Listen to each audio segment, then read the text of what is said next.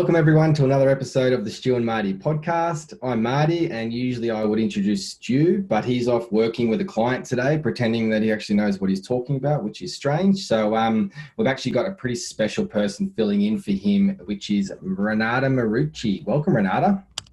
Hi, Marty. Thanks for having me here. Absolute pleasure. This is going to be great. It's quite nice to talk to someone else other than Stu for once. So yeah. A bit of a change, different scene. Yeah, exactly. So, and let's be honest, I think you're the smarter of the two. So, well, I think so. I keep telling Stuart that he might. Yeah, exactly. But I keep telling him that. I'm surprised he's got any self-esteem by the time we finish bagging him out. So. Right, so just a quick background for everyone. Renata and Stu have actually been business partners spanning, I think, something like 24 years. Is that right? Yeah, about that. Very long time. A very long time. Yeah, which is great. So, and to be honest, Beck from Plus Four and also yourself, you're the ones that put the show together and keep Stu and I in line. So it's great to actually have you in front of the microphone to get your insight on this episode. I'm excited.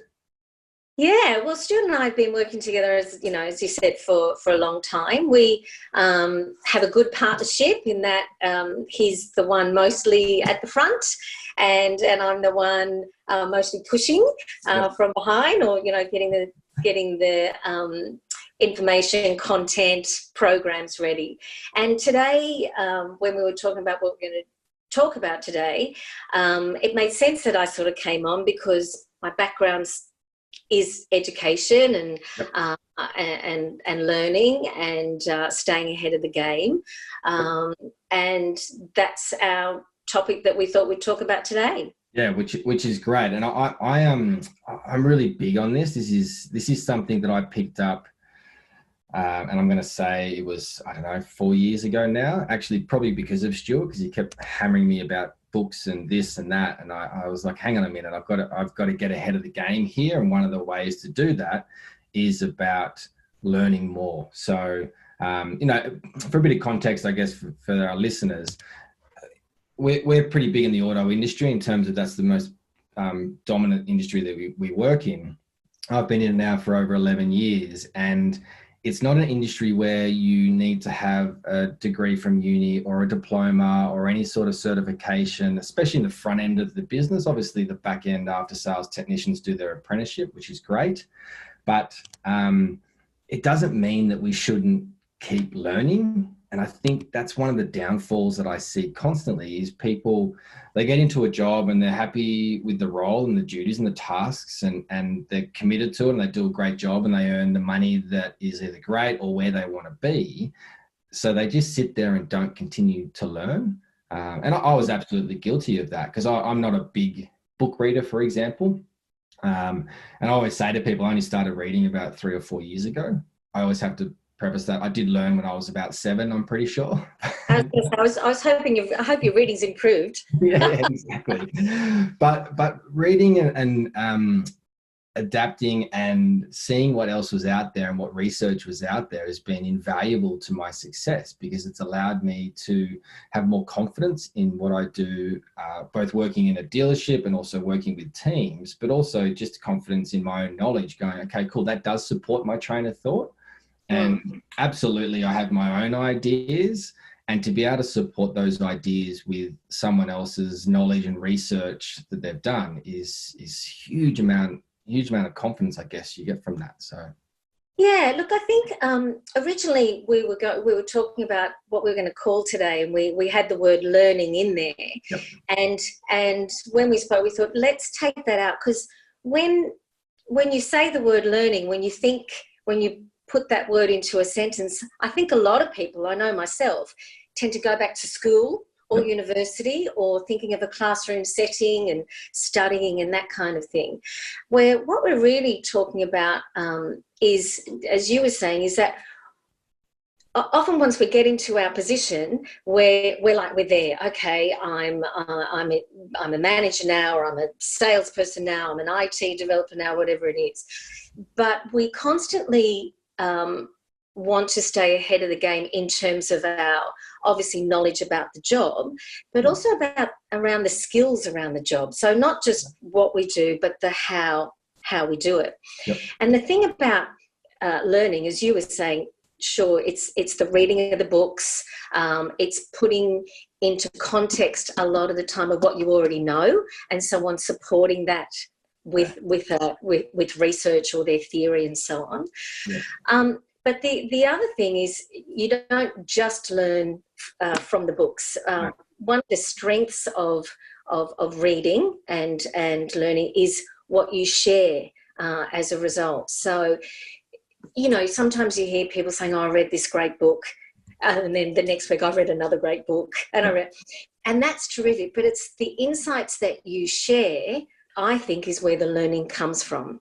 So, in a workplace situation, you know, whether you're reading books like from Brene Brown around, you know, daring greatly, or books that are really specific around the job that you do, it's when you share what you've learned, when you share the insights, when you share the key messages, that people reinforce that back to you, that really cements that as learning. Yeah, absolutely. And you're right. It's the ability, and I remember working with an old manager that was in my team, and he absolutely had the right idea, and he wanted to learn, and he was trying to better himself, and he's studying a degree on, you know, at night time as well. So he's working bloody hard. But one of the things, he put me onto a couple of books. He actually bought me a book and said, I think you should read this. I said, great, no worries. So luckily I'd gone on leave about a week later, and I just smashed the thing out. It was 350 pages, which is way bigger than I ever want to read. I can promise you that. And I got back, I sat down with him, and I just went whack with all this information. I'm like, oh my God, this was great. This was really good. And he's like, oh no, I haven't read it yet. And I'm like, okay, which is fine, right? He's got study and stuff going on. So then we kind of, over the months, we kind of talked about it, the chapter here, the chapter there. And, you know, he worked directly to me, and I thought this is a really great opportunity for me to work and develop with him. One of the struggles he had was going, okay, how do I take that knowledge that I've learned and then actually build context around it and implement it in my everyday? And you're right, like you said, that's where the true benefit is, if you can do that. Would you agree?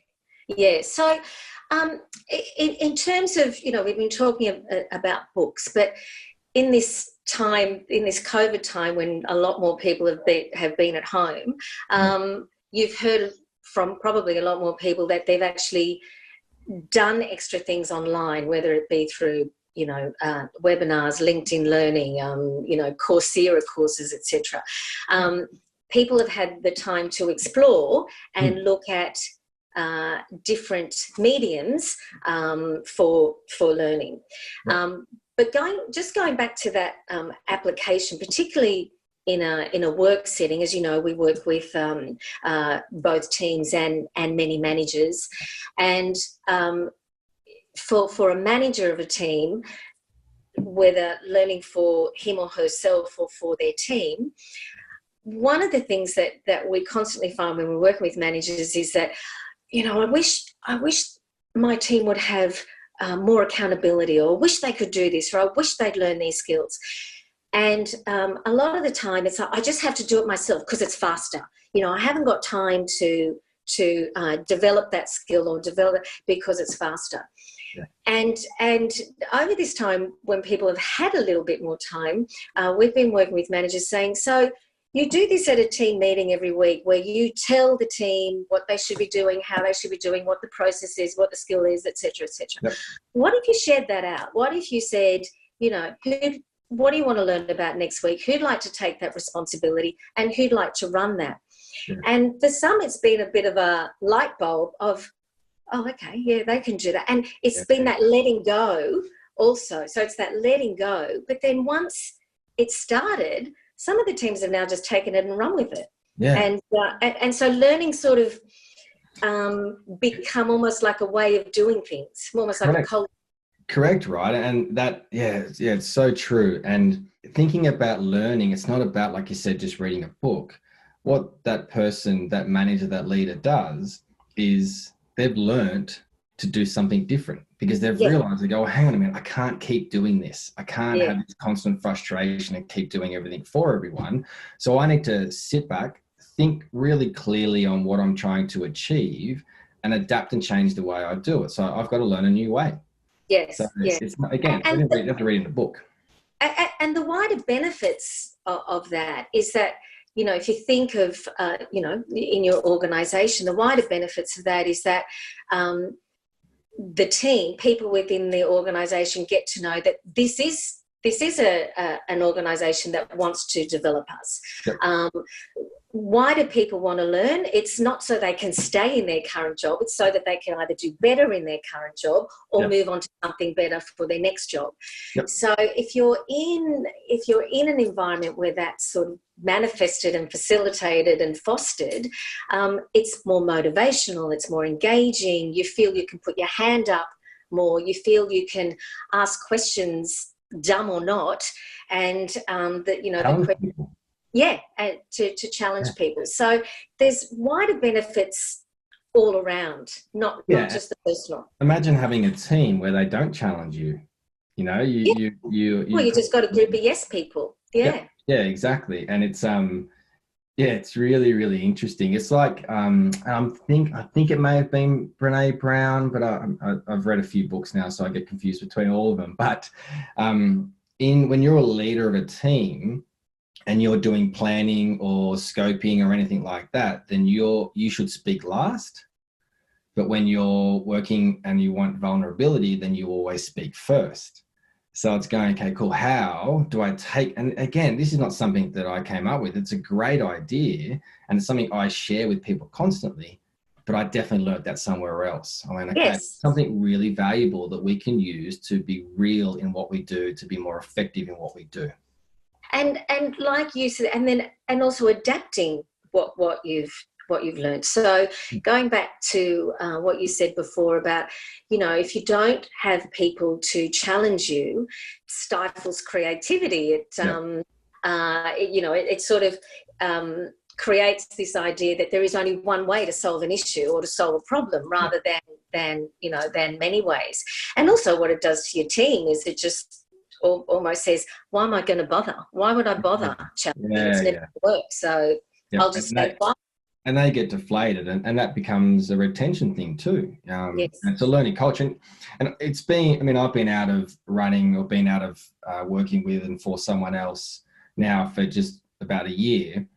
And there's so many things in hindsight I would do. But one of the things I would certainly do if I went back, in the same situation with 7 line managers, it would be, I would have a planned learning journey for them. And if that means I had to contribute budget to it, whatever that might be. And I'm not saying they have to read a book, or like you said, I'm happy for them to, actually, Marty, I'm listening to this podcast and it's really helping me. I've signed up to Harvard Business Review. There's some really great things in there, and or whatever it might be, I don't actually mind. And again, reading too is not reading anymore. I mean, Audible is an amazing opportunity to listen to books. And there's actually a person who is incredibly intelligent. She's a friend of mine. She's very high up in the public service, in the federal public service. And she listens to books. She doesn't read them. Because with her lifestyle, with 2 kids and everything going on and trying to be a senior manager in a big federal department, she listens to books, you know. And she's also really great because she said, okay, The Obstacle is the Way is by far my most favorite book. I tell everyone I've ever met to read that book or listen to that book. And actually, while we're there, we'll put all these resources on our website, stuandmarty.com, so everyone's got access to that. But she listens to that. She says, oh my God, that's amazing. Listens to it again, and then sends me a text and says, okay, cool, I've listened to it twice now. What's the next book I go to? I said, okay, now if I was you, I would go to the one thing because it will dovetail really well into that. So she's going, I don't need to necessarily think about it. I'm going to take the guidance from someone else to go, okay, cool, where do you think I should go now?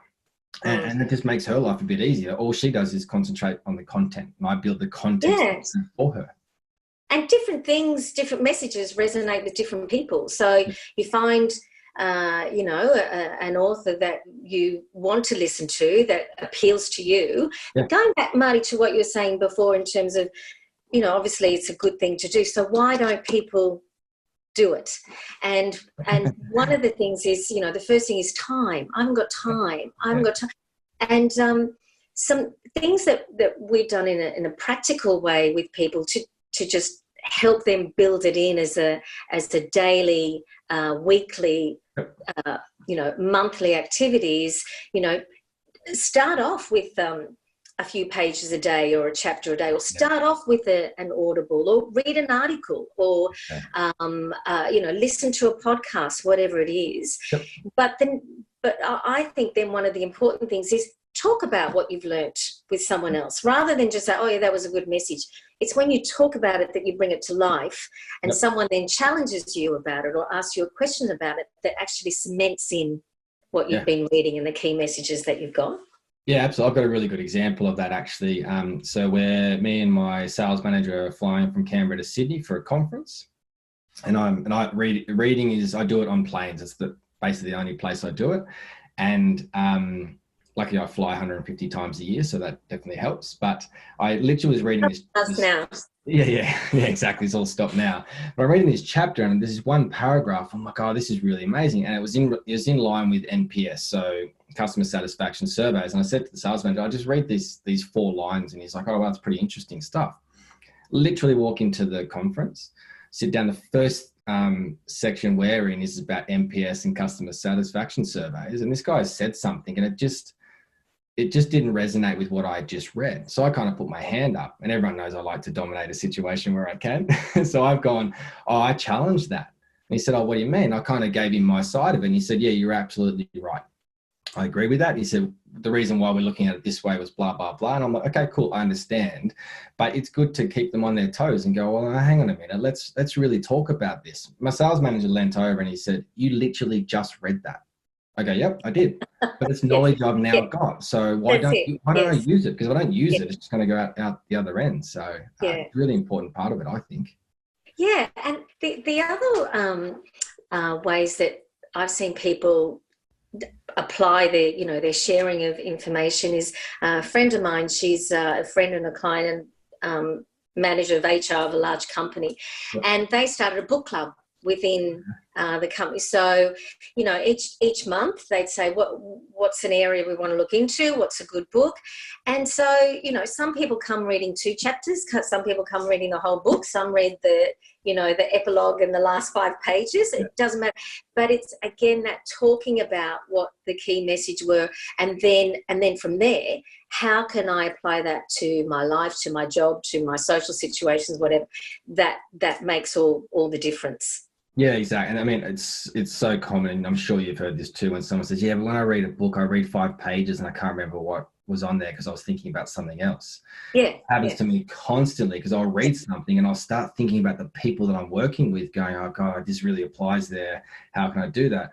But at the same time, it's valuable because I'm formulating a plan inside my head of how I can implement and execute this, or take this knowledge and information to be better at what I do. So, but I think another thing you're highlighting there, Marnie, is that, and we have been talking a lot about, books and articles and the reading, but it's the learning from each other too, that actually really makes most the impact. And in terms of what I do, is the most important factor in when I develop training, is that, within your social circle, within your team, within your, there is an awful lot of experience, and with that experience comes an awful lot of knowledge. And in whatever your role is, there's someone who does one thing better, and another person who does another area better. So what are they doing? And I know you and Stuart have previously talked about, we learn from success and we learn from failures, and success leaves clues as does failure. So let's look at success first of all. Who's doing something great that I want to learn more about, or I want to try and emulate? Why don't I ask them? Yeah. How do they do what they do? What have they read? Where did they learn? What's it? And that's a really powerful, easy, fast way of becoming better at what you do. Yeah. And that's exactly true. And it's no secret that, 11, 12 years ago, whatever it was, I sat in a room and Stu was running the course that I was in. And I basically said to myself, I want to be like that guy when I grow up. So what did I do for the next decade?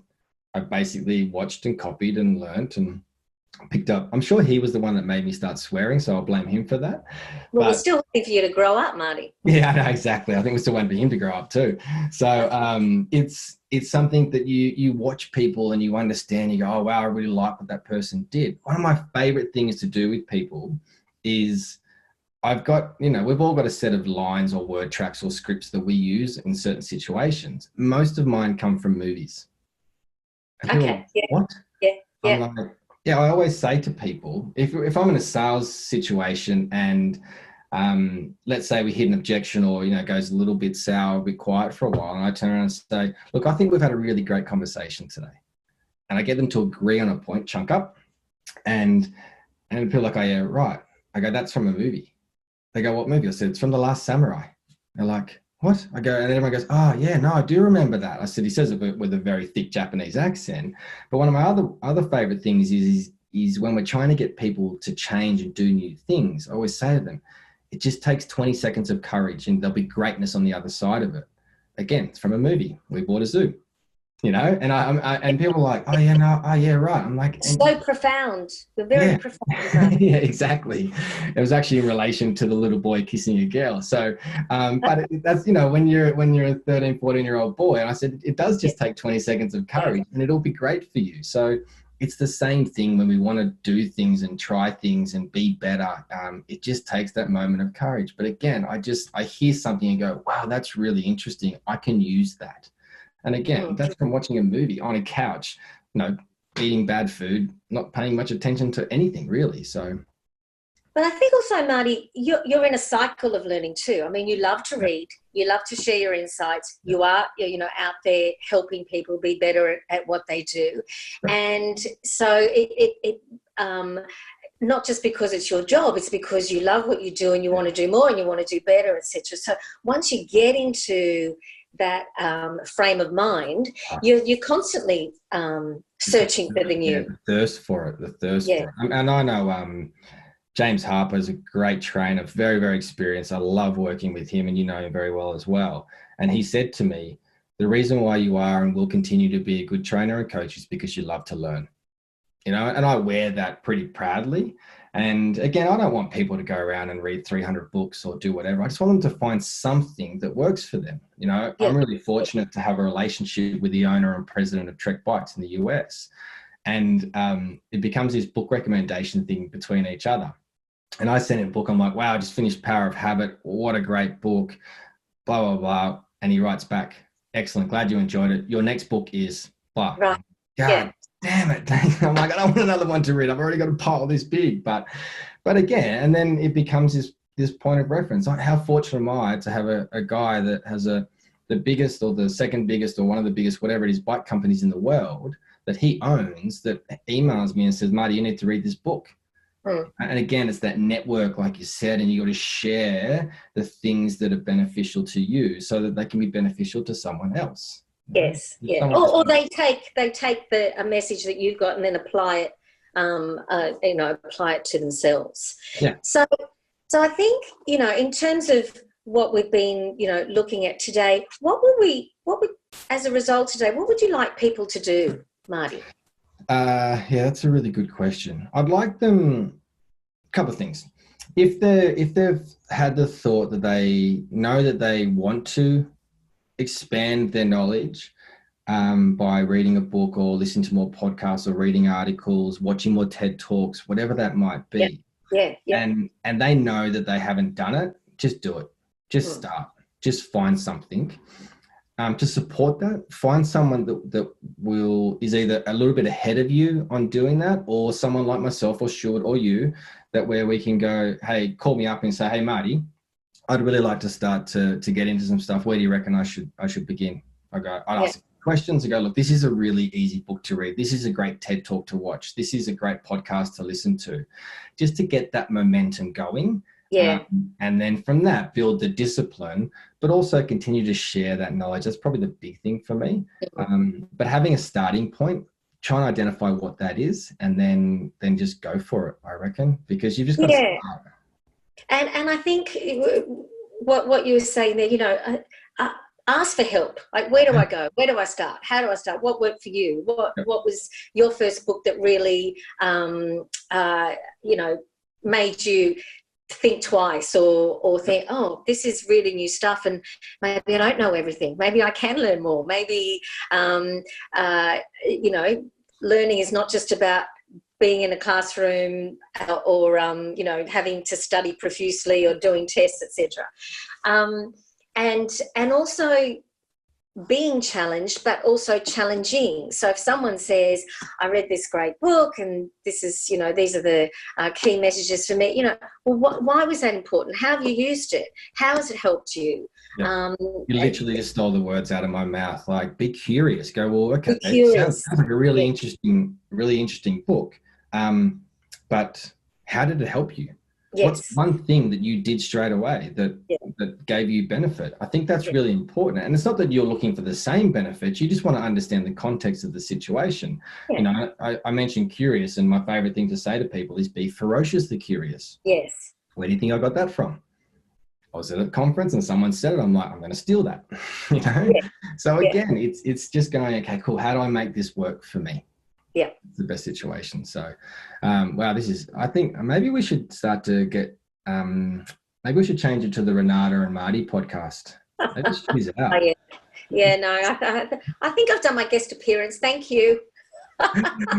It's been excellent. I've really enjoyed having this chat. I think like I said earlier, it's really a passion for me to get more people to move towards that journey. And I think your insight has been invaluable. So I really appreciate it. It's been fun. No, it's been good. Thanks for having me on, Marty. My absolute pleasure. So, guys, as you all know, so thanks again for listening. Remember to follow us on Facebook at facebook.com/Stu and Marty. Hit the subscribe button. Also leave a review in your favorite podcast app as well. And share. Remember, sharing your learning, your experiences. This includes articles, books, audio books, YouTube clips, TED Talks, all of it, whatever it is, and especially share the Stu and Marty podcast, of course, little plug for us. So what we'll do is, as I mentioned, we'll leave our list of our learning resources on the website, stuandmarty.com. Our contact details are there as well. So if you want to increase your learning or knowledge, but want some help with a starting point, then just give us a call. Our mobile numbers are there. Our email addresses are there. So, yeah, it's pretty exciting. So coming up next episode, we're really excited. So we're actually going to start interviewing other people as part of the podcast, and we're super excited for who we've got next week. I won't say who it is just yet, but they are an exceptional individual, extremely successful, extremely humble, an Olympian and a Commonwealth Games athlete as well, and now living and succeeding in a very high performance corporate life. So we'll get that out in the next episode as well, and we'll go from there. But also, if you've got ideas and there's things you really want us to elaborate on, spend time talking on, then jump on the Facebook page, let us know, send us an email, give us a call, whatever way you want to do it. But again, thanks for listening. We appreciate all of you. So Renata, you are the best. Stu is out. You are in. Thanks, Marty. So that's what I've been saying all the time. Yeah, exactly. We all know you're better than him. So it's great. All right. See you guys. See you later. Thanks, Marty.